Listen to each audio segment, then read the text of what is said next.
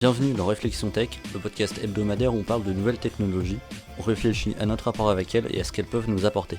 N'oubliez pas de vous abonner à la chaîne et de liker la vidéo. Bonne écoute. Salut tout le monde, c'est Hugo pour Rotech.fr et aujourd'hui dans Réflexion Tech, je voulais essayer de vous dire et vous convaincre de pourquoi est-ce que les smartphones sont pas chers ou alors pas tant que ça en fait. Tout d'abord, le constat qu'on peut faire, c'est que le prix des smartphones il a augmenté. Donc c'est-à-dire que pour prendre un exemple, le premier iPhone qui a été commercialisé en France, il a été pour 499€. Là récemment il y a eu la keynote d'Apple où on a annoncé 3 nouveaux iPhones et l'iPhone 11 dans sa version la plus basse est sorti au prix de 800, enfin va sortir au prix de 809€.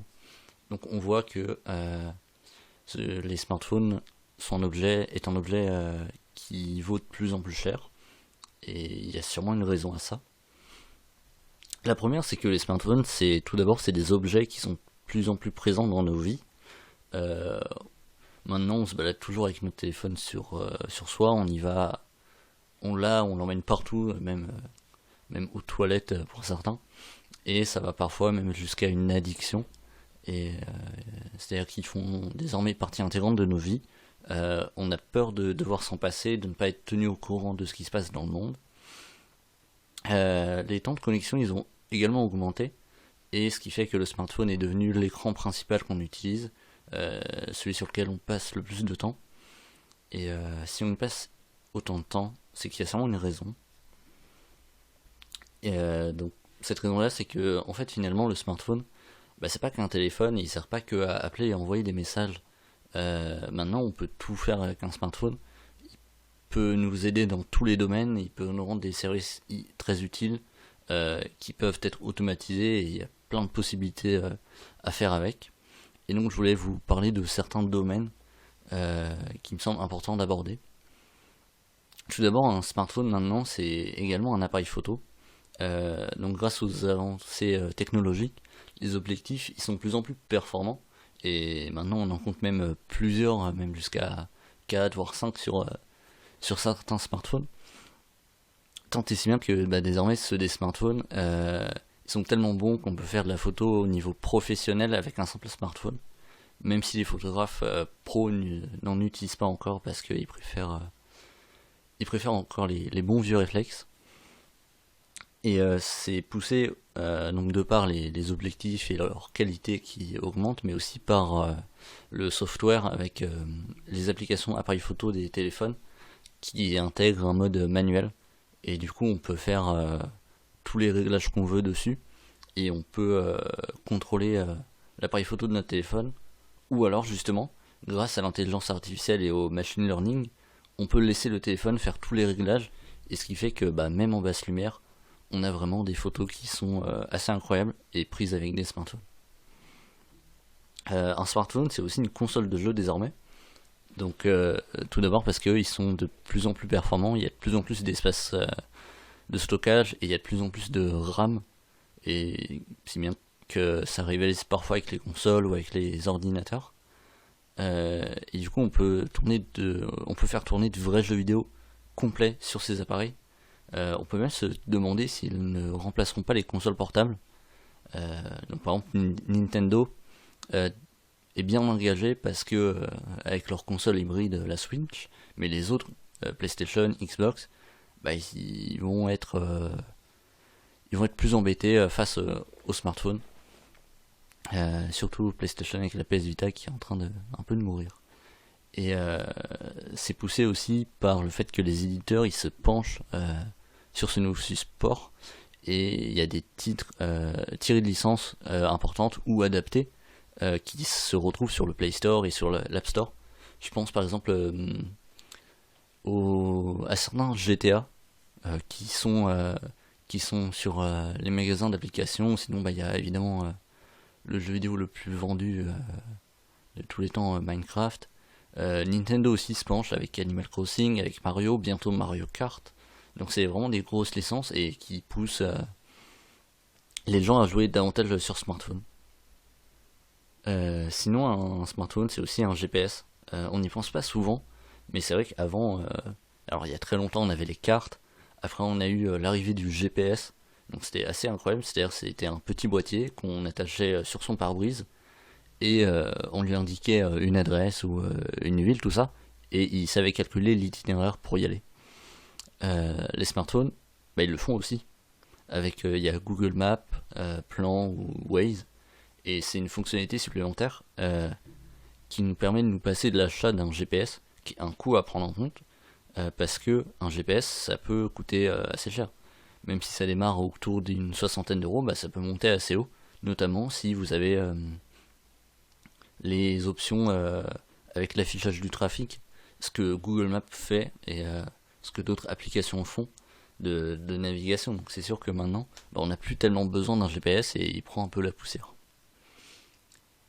Un smartphone, c'est aussi un ordinateur portable, ou presque.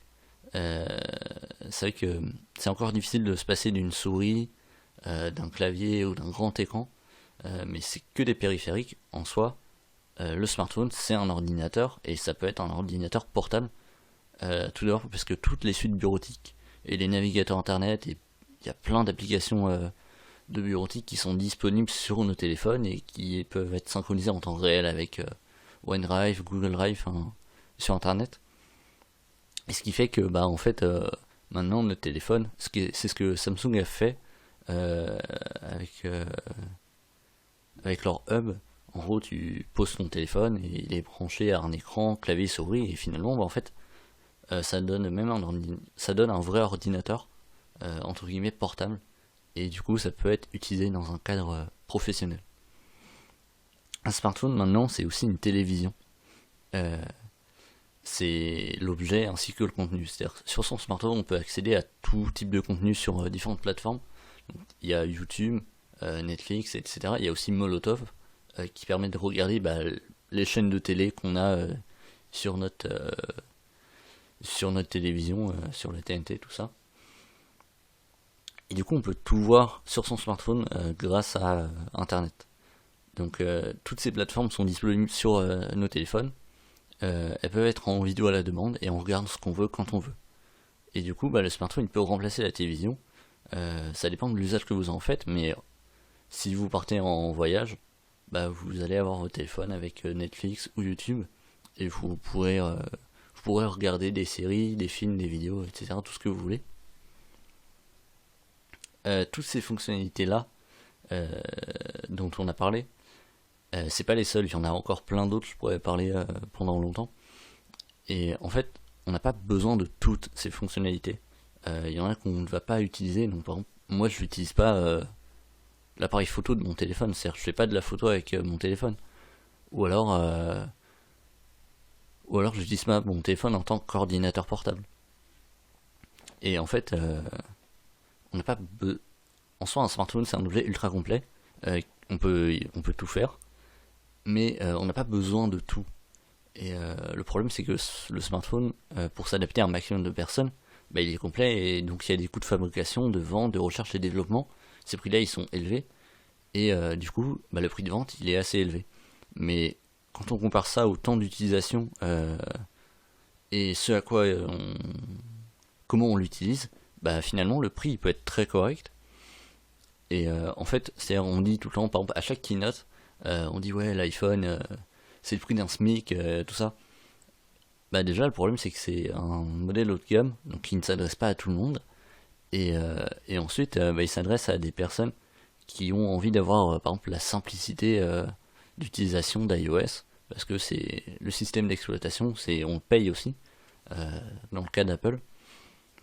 Mais si vous voulez un téléphone pas cher du tout, bah vaut mieux vous tourner vers Android, où là vous aurez des téléphones par exemple de marque chinoise, donc il y a Xiaomi ou encore coréenne, Huawei, qui font des téléphones vraiment pas chers, et où là vous aurez où le prix sera mis dans les composants en fait. Donc pour ne pas payer un cher un smartphone, il faut se renseigner sur les usages qu'on va en faire. Donc ça passe par lire les tests qui sont dont certains sont disponibles sur Eurotech. Et du coup, vous pourrez connaître les avantages et les défauts de chaque modèle, et vous pourrez choisir celui qui vous correspond le mieux. Et ça vous permettra d'apprécier l'objet en tant que tel, et vous dire que l'argent que vous avez dépensé, bah, il a été de façon utile. Et les smartphones ils ont des avantages et des défauts. Et c'est ce qui vous permettra de trouver le bon smartphone qu'il vous faut. Voilà, merci d'avoir écouté ce podcast. Je vous invite à lire l'article qui est en description pour en savoir plus. Et je vous invite à suivre le podcast en vous abonnant à la chaîne. Et je vous dis à lundi prochain. Salut!